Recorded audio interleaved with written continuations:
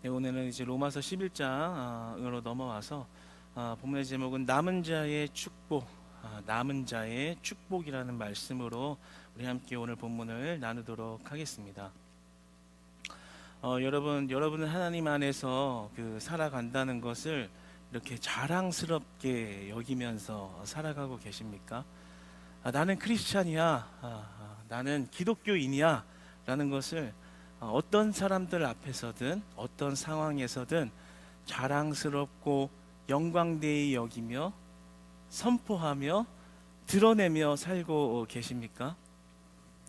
우리가 크리스찬으로서 살아간다는 것, 하나님의 나라를 세우며 하나님의 나라를 위하여 살아간다는 것은 성경 말씀에 의하면 좁고 협착한 길을 걸어가는 길입니다. 그러니까 우리가 이 땅에서 가진 눈으로 보았을 때 어떤 부귀 영화를 누리는 자리, 빛나는 자리, 영광스러운 자리에 이르는 것이 아니라 부한 자리에 있든 가난한 자리에 있든 그것이 중요한 것이 아니라 하나님이 명령하신, 하나님이 부르신 그 자리에 있느냐라는 것이 중요하다라는 것이죠. 그러니까 그 십자가의 뒤를 따른 삶을 산다면 우리가 이렇게 영광스럽고 내가 이 땅에서 행복하고 편안한 삶, 인정받는 자리의 삶, 그런 삶을 따라가는 것이 아니라 주의 말씀을 따르고 그 십자가의 짐을 나도 지고 그 뒤를 따르며 좁고 협착한 그런 길을 걷는 것이죠. 그런 희생의 삶, 섬김의 삶을 살면서 내가 그것을 영광스럽다, 자랑스럽다 여기며 살아가는 것이 바로 크리스찬들의 삶인 것입니다. 그러나 우리는 크리스찬임에도 불구하고 세상에서 빛나는 자리에 더 올라가기를 원하고, 더 잘 살기를 원하고, 더 건강하기를 원하고, 남들이 부러워하는 자리를 우리도 똑같이 부러워하며 여기며 살아가는 그런 모습들이 우리 안에 부끄러운 모습으로 있음을 참 고백하게 됩니다. 참 어렵죠. 요즘 같은 시대에 내가 크리스찬이라는 걸 자랑한다는 것은 오늘날의 시대 분위기 속에선 더 어렵습니다. 코로나 시대 때 특히 우리가 더 어려움을 겪었고, 그 이후로 이제 크리스찬들의 입지는 더 많이 좁아졌죠. 그래서 내가 크리스찬이야 라고 말하는 것이 괜히 부끄러워지는, 괜히 입이 잘 떼어지지 않는 참 그런 어려운 시대 속에 있다는 것을 우리가 같은 시대 속에서 경험하고 있습니다. 그러나 그럼에도 불구하고 우리가 크리스찬이라는 것을 영광스럽게 여기고 자랑할 수 있는 신자들이 되기를 소망합니다. 어떠한 상황에서도 나는 크리스찬이야, 나는 하나님이 선택하셨어, 나는 하나님이 부르신 자리에 거할 거야 라는 그 굳건한 믿음이 변하지 않는 그런 축복된 여러분들 되시기를 소망합니다. 왜냐하면 하나님께서는 크리스찬으로서 부름받은 것보다 이 땅에서 더 큰 축복이 없고, 더 큰 축복이 없고, 더 큰 영광이 없다고 말씀하시기 때문입니다. 오늘 말씀을 통해서 내가 크리스찬으로 부름받은 것이 얼마나 큰 축복이고 특별한 은혜인가가 깨달아질 때, 이제는 우리가 크리스찬이라는 것을, 기독교인이라는 것을 주의 신자, 주의 아들 된 것, 주의 딸로 된 것이 우리 안에 가장 큰 기쁨이라고 담대히 선포할 수 있는 믿음의 변화가 일어나기를 소망해 봅니다. 오늘 1절에 보면, 오늘 이제 본문의 초반부에 보면 하나님의 일하시는 이런 방법들을 볼 수 있게 됩니다. 1절에 보면 하나님이 버리셨느뇨까지 나옵니다. 하나님이 자기 백성을 버리셨느뇨 이렇게 나오죠. 9장과 10장에 있어서 이스라엘이 불순종하는 그런 모습들을 보여줬기 때문에 이 그리스도를 거부하는 유대인들의 이 모습을 보면서 이스라엘이 버림받은 거 아니냐라는 이런 부정적인 질문을 하는 거예요. 하나님이 버리셨느뇨 이 말을 원어로 풀어도 매우 부정적인 답변을 요구하는 그런 문법이거든요. 하나님이 버리신 거 아니냐? 왜 이스라엘이라는 특별한 민족, 정말 선민 사상을 가지고 있는 그 민족들이 그리스도를 거부하고 있는 이 모습은 하나님의 버림을 받은 현상이 아니냐? 아주 부정적으로 묻고 있는 것이죠. 그런데 바로 이어서 바울이 이렇게 말하죠. 그러나 바울이 뭐라고 말합니까? 단호한 표현으로 이렇게 말합니다. 문법상 단호한 부정적인 표현으로 그럴 수 없느니라. 그럴 수 없느니라. 버린 것이 아니라는 거예요. 그들의 부정적인 질문을 부정적인 답변으로 강하게 이렇게 대답을 하는 것을 보게 됩니다. 그러면서 자기 이야기를 설명을 하죠.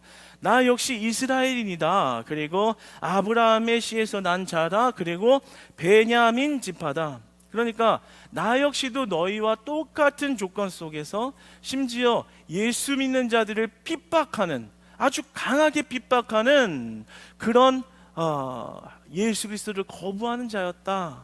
그런데 내가 버림을 받은 것이 아니라 하나님께서 나를 변화시키고 예수 그리스도를 알게 하고 믿게 하시고 선포하게 하셨다.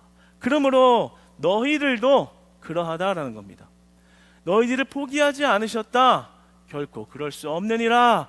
마치 너희들과 같은, 아니 너희보다 더 심한 예수 그리스도를 핍박하고 거부했던 나를 예수 믿게 하신 하나님의 섭리와 은혜를 보라.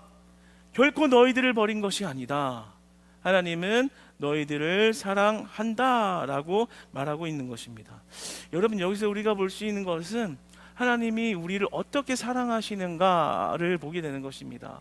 우리의 신분을 문제 삼지 않으시고, 우리의 과거를 문제 삼지 않으시고, 우리의 추한 겉모습과 그 죄를 문제 삼지 않으시고 우리를 변화시키기 원하시는, 결코 그럴 수 없느니라, 우리를 버리시지 않으시는, 그리고 우리를 선택하셨다면 그것을 끝까지 책임지시는 하나님의 사랑을 보게 됩니다. 여러분, 하나님께서 여러분들을 그렇게 사랑하시는 줄 믿으시기 바랍니다. 여러분, 그러니까 내가 과거에 어떤 사람이었든, 얼마나 예수 그리스도를 핍박하는 사람이었든 바울보다 심하지는 않았을 거 아니에요. 아니 바울과 같다 하더라도, 아니 바울보다 더하다 하더라도 하나님께서는 우리들을 사랑하셔서 우리를 이 자리로 부르셨습니다.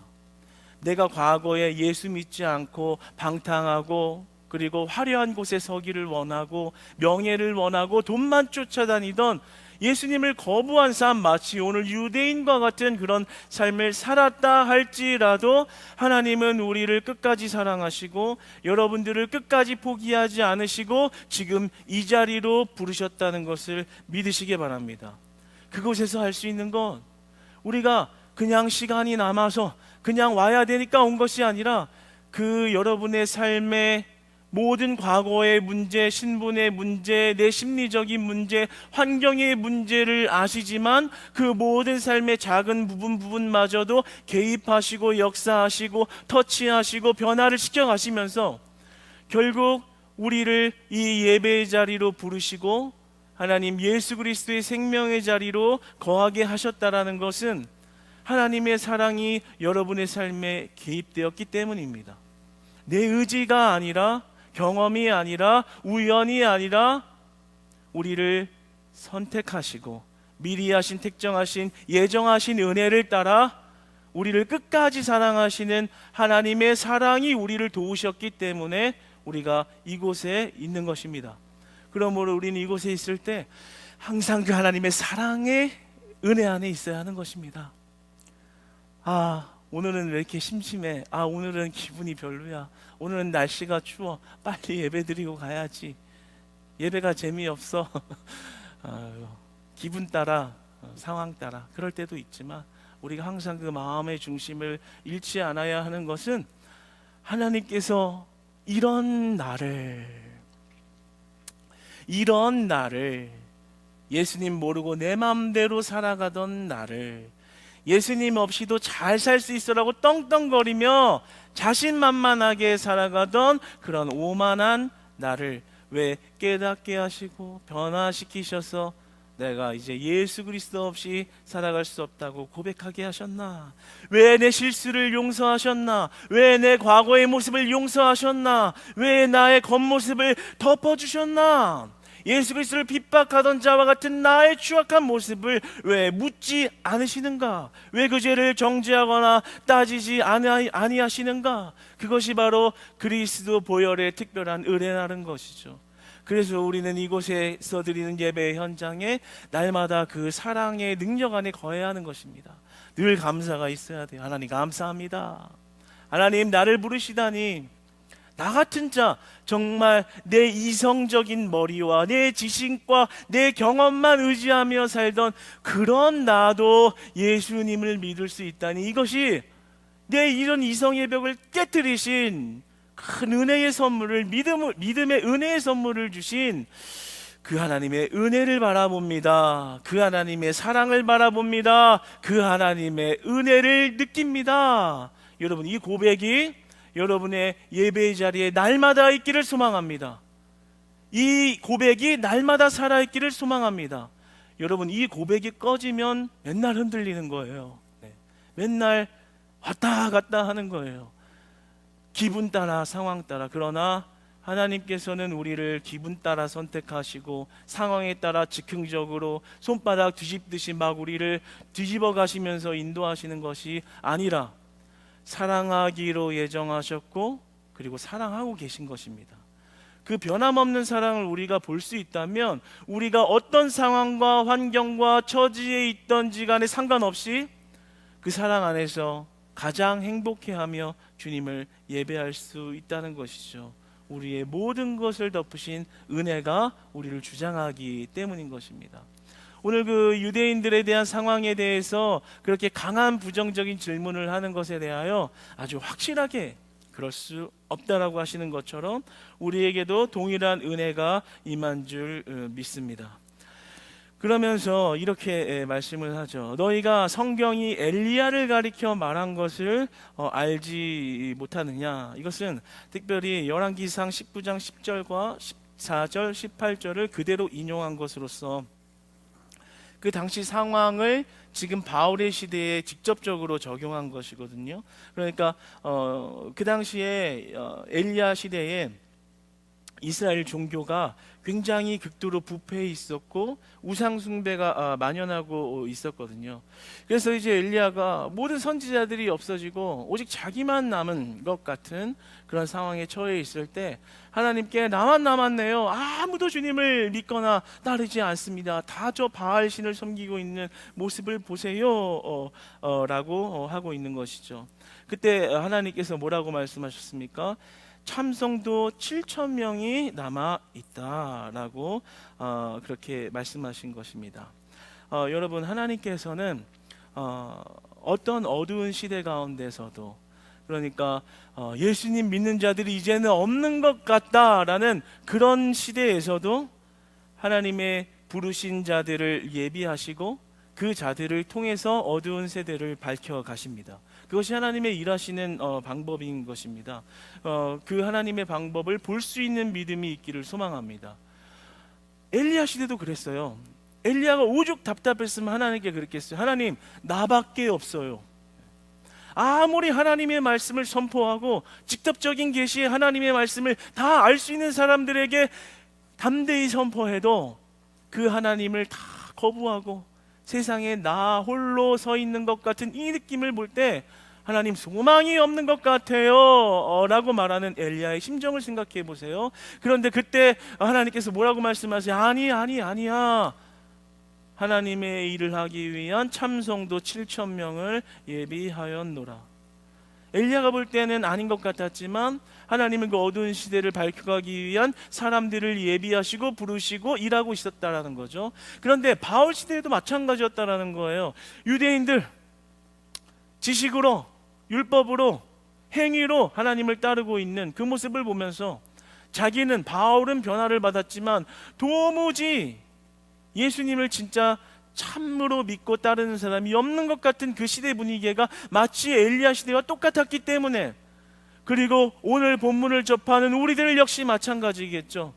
마치 예수님을 믿는 자들이 많지 않은 것 같은, 교회는 점점 비어져 가고 교회가 있다 하더라도 교회 안에 많은 타락한 모습들이 눈에 보여지는 이런 시대 상황이 엘리야 시대나 바울 시대나 오늘날의 우리의 시대나 크게 다르지 않은 모습으로 보여집니다.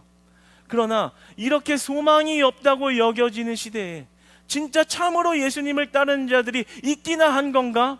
마치 우리들이 엘리야의 고백처럼 하나님, 이 시대에 소망 없는 것 같아요. 우리나라에 이제 교회에 소망이 없는 것 같아요. 정말 예수님을 따르는 사람들이 있기는 한 걸까요?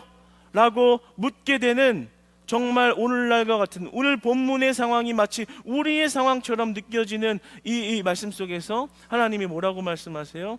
아니라는 거예요. 너희를 통해서 하나님이 예비하신 그 소수를 통해서 하나님은 그 시대를 밝혀 가신다라는 겁니다.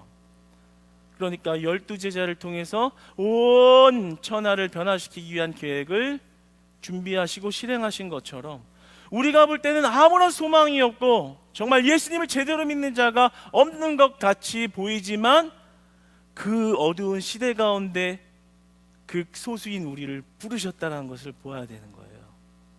누구를 쓴다는 거예요? 그 참 7,000명을 예비하시고 그들을 통해서 쓴다는 거예요. 그러니까 우리가 진짜 예수 믿는 사람 없어 너무 힘들어라는 말만 할 게 아니라 그 어두운 시대에서도 그 소수를 부르셔서 그 어두움을 몰아내시는 도구로 사용하시겠다고 하는 하나님의 섭리와 방법을 알아야 되는 거예요. 그러면 어떻게 돼요? 내가 남은 자로 부름받았구나 생각이 달라지는 거죠.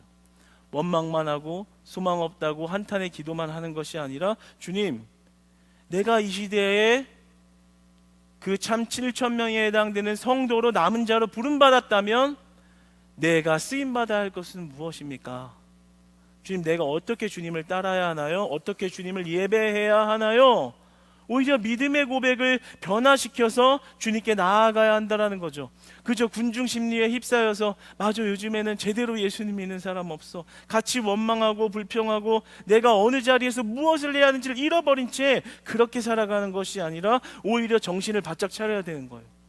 어두운 시대일수록 그 남은 자들을 통해서 일하시겠다고 하셨기 때문입니다. 여러분이 부름받은 자들인 줄 믿으시기 바랍니다. 여러분이 남은 자들로 부름받았다는 사실을 믿으시기 바랍니다. 여러분, 아멘 크게 해보세요. 여러분들이 부름받았다는 사실을 믿으시기 바랍니다. 정말 믿어야 돼요. 왜냐하면 하나님이 시대가 어두우면 어두울수록 그 예비하신 자들을 더 밝게 쓰시겠다고 하기 때문입니다. 그래서 정신을 바짝 차려야 되는 거예요. 우리 목장들 이제 언젠가 이제 조만간에는 이제 목자 모임도 목장도 이제 다시 부활해서 하겠죠. 다시 깨어나서 하겠죠.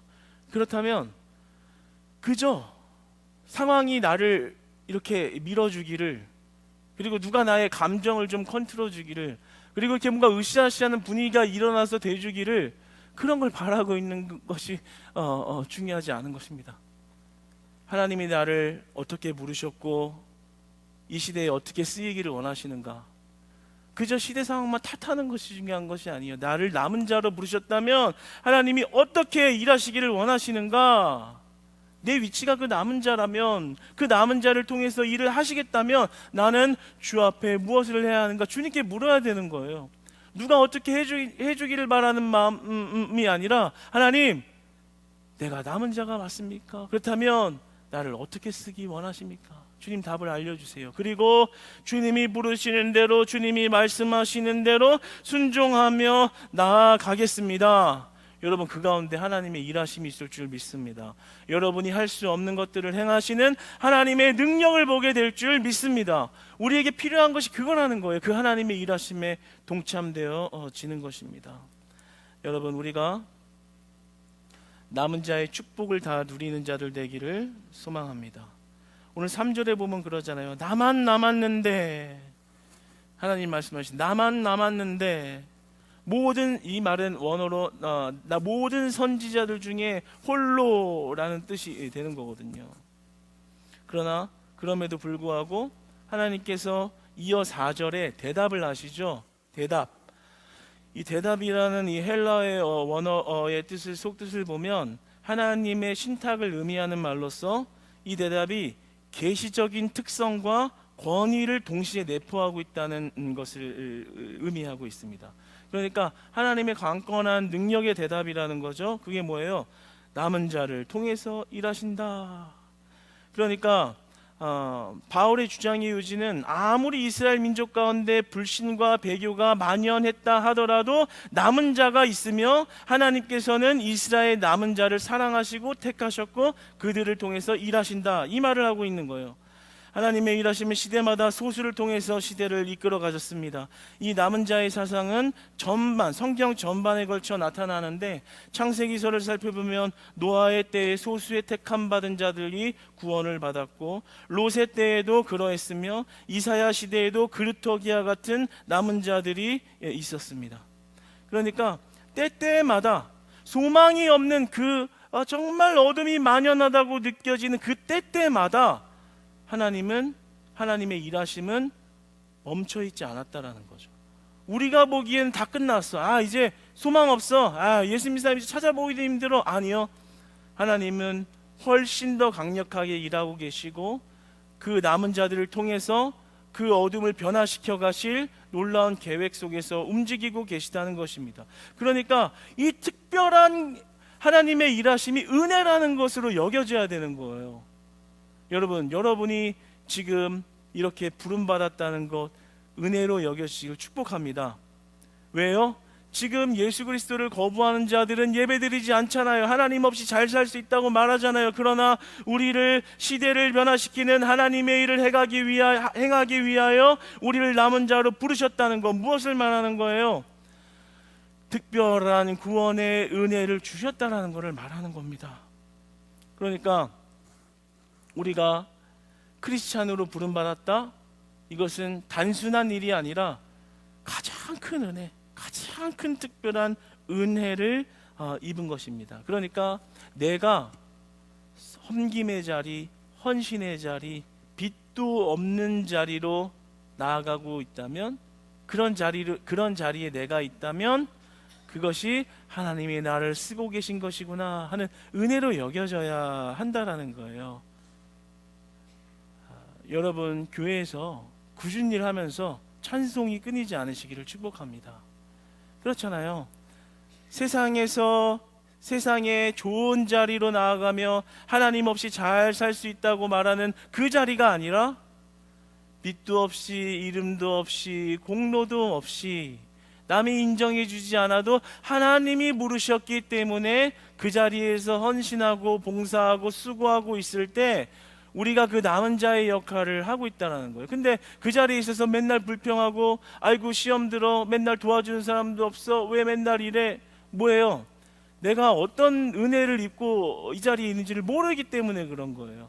제가 오늘 말씀을 받으면서 여러분과 함께 큰 은혜 안에 거하기 원하는 것은, 이제는 그 이름도 없고 빚도 없고 공로 없어 보이는 그 자리가 특별한 은혜의 부르심을 입은 축복의 자리라는 것을 볼 수 있는 믿음의 눈이 열려지시기를 주님 안에서 축복합니다.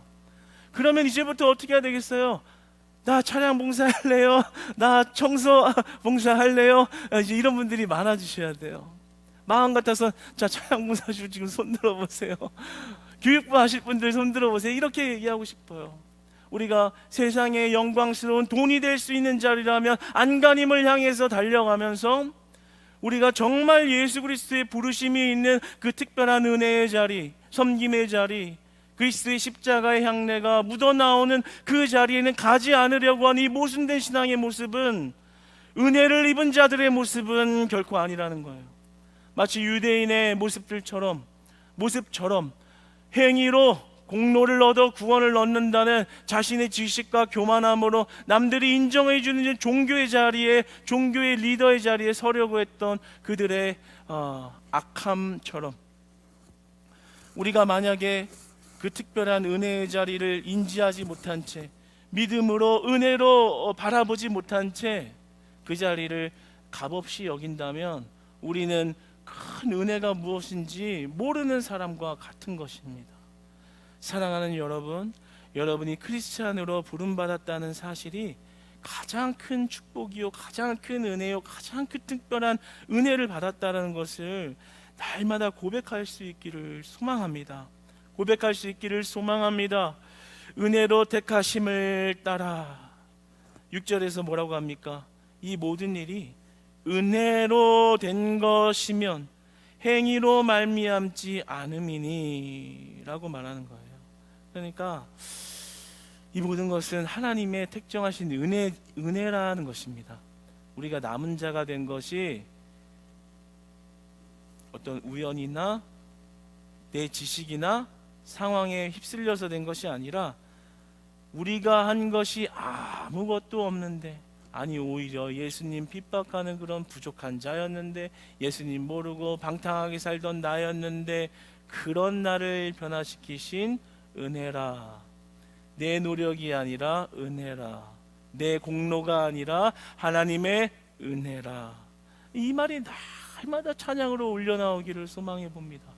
하나님 은혜입니다. 하나님 은혜입니다. 내가 돈 벌고 건강하다고 말하는 것이 은혜가 아니라 눈에 보이는 만족을 얻었을 때만 할렐루야라고 찬양하는 것이 아니라, 그런 세속주의적인 물질적인 관점으로 하나님을 대하는 것이 아니라 하나님 십자가의 뒤를 따라가게 하신 것이 은혜입니다. 하나님 나에게 은혜를 더 부어주시옵소서.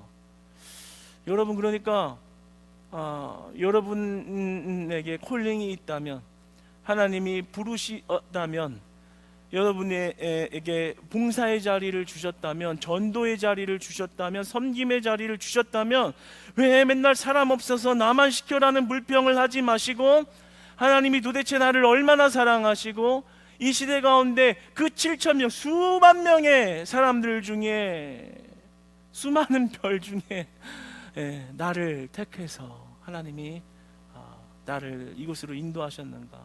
여러분, 이 성경의 원리와 하나님의 택하심의 방법을 본다면 내가 얼마나 큰 사랑을 받은 자인지를 알 수 있는 거예요. 그러면 그 자리가 귀해지는 거예요. 그러니까 그 자리에 있을 때 찬양이 나오고 감사가 나오고 기쁨이 나오는 거죠. 나를 하나님 모르고 철없이 살아가고 멸망의 자리로 가는 자리로 부르시지 아니하시고 생명의 자리로, 축복의 자리로, 영광의 자리로, 감사의 자리로 부르셨으니, 이 여기서 찬양하는 자리가 그 자리고요, 청소의 자리에서 청소하는 그 현장이 축복의 자리고요, 이름도 없이 빛도 없이 찬양 봉사하고 주차 봉사하고 추운 데 가운데서도 손을 벌벌 호호 불어가면서 그렇게 교회 안내 봉사를 하고 있는 그 자리가 가장 큰 축복의 자리라는 것이 보여지기를 원하는 것입니다. 참 아이러니하죠. 여러분, 세상에서 잘 나가고 내 마음이 편안하고 그냥 아무런 문제가 없으면 예배가 무감각해요. 예배 드리는 것도 재미없고 그냥 밖에 나가서 즐기고만 싶죠. 그러나 정말 힘들어 볼 때, 예배가 간절해지고 예배밖에 없다고 느껴지고, 그러한 예배에 나와서 하나님을 찾을 때 오직 내 심령의 갈급함을 채우실 수 있는 분이 예수님밖에 없다는 것을 경험하게 될 때가 있습니다. 그러니까 뭐냐면, 우리의 상황이 문제가 아니라 내가 하나님의 은혜를 바라볼 수 있고 느낄 수 있고 인정할 수 있고 고백할 수 있는 믿음의 문제라는 거예요. 여러분, 우리의 믿음의 눈을 하나님께서 열어주셔서 이제는 뭐가 제일 큰 은혜인지를 보며 살아갈 수 있는 우리 되기를 원합니다. 여러분, 주를 위해 따르며 지니는 수고를 마음껏 하시기를 소망합니다. 그것이 축복이기 때문인 거죠. 오늘 후반절에 보면 밥상이라는 단어가 나오죠. 이것은 그냥 단순히 그냥 나온 단어가 아니라요, 그리스도를 거부하는 인생이 저주의 인생이라는 것을 말하는 굉장히 의미 깊은 말입니다. 9절에 보면 이 밥상이라는 말은, 우리가 밥은 생명을 유지하는 데 굉장히 필수적인 수단이잖아요. 그런데 여기서의 밥상은 생명하고 아주 직결되어서 사용을 하고, 그리고 이것이 단순한 밥상이 아니라 그들의 밥상이라는 말로 유대인들에게 베풀어진 밥상을 의미하는 거예요. 그러니까 이 밥상은 하나님께서 유대인들에게 베풀어 주신 생명의 밥상인데, 이 밥상의 주체가 예수 그리스도시라는 거죠. 그러니까 예수 그리스도는 생명의 떡이 되시고, 요한복음 6장 35절에 보면 생명의 떡이 되신다고 나옵니다. 그런데 이 생명의 떡을 거부하는 유대인들을 보여주는 거예요. 예수 그리스도만이 생명이고 그 밥상의 밥을 먹을 때만 우리가 살아갈 수 있는, 생명을 얻을 수 있는 유일한 주체가 되시는데, 그 예수 그리스도를 거부하는 유대인들, 10절에 뭐라고 말합니까? 저희 눈은 흐려보지 못하고 저희 등은 항상 굽게 하옵소서. 이 말이 뭔 말이냐면, 그리스도를 거부하는 것, 그 밥상을 거부하는 삶은 이 땅에서 잘 먹고 잘 살아도 결코 축복이 아니라는 거예요. 그 등이 굽게 하옵소서. 그러니까 저주라는 거죠. 예수 그리스도 모르고 살아가는 삶은 결코 축복이 아니다.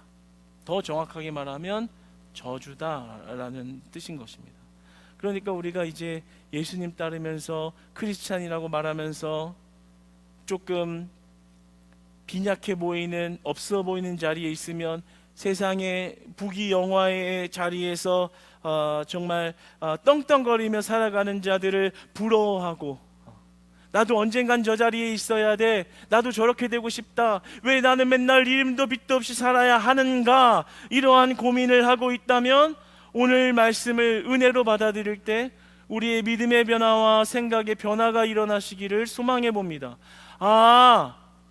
나에게 이 자리로 인도하신 것이 가장 큰 축복을 주신 것이고, 내가 예배하도록 이 추운 데서도 성경책을 들고 걸어와서 이렇게 예배의 자리에 앉게 하신 것이 은혜구나, 남은 자로 부르신 거구나, 나를 특별히 사랑하시는 거구나, 나를 사랑하심, 성경에 써있는 놀라운 축복이 나의 삶으로 찾아온 것이구나. 그러니까 이제 그 영광, 부귀영화의 자리와 명예의 자리를 소망하는 우리의 세속주의적인 생각이 떨쳐지고, 예수 그리스도가 주신 찬생명의 그 밥상을 먹을 때, 저 생명의 떡을 먹을 때 우리의 죽어가는 영혼을 소생시키시고 무엇이 진짜 축복인지를 알고 살아가는 성도의 삶이 되시기를 원하는 겁니다.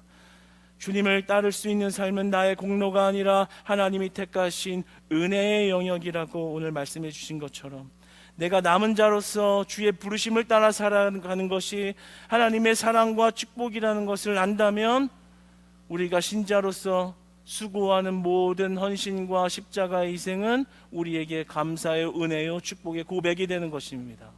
여러분, 이제 불평하고 원망하고 세상 사람을 부러워하는 그런 마음을 뒤로하고 예수 그리스도의 이름을 온전히 붙잡을 때 여러분의 심령에 성령의 충만한 은혜가 날마다 거하시기를 주님의 이름으로 축복합니다.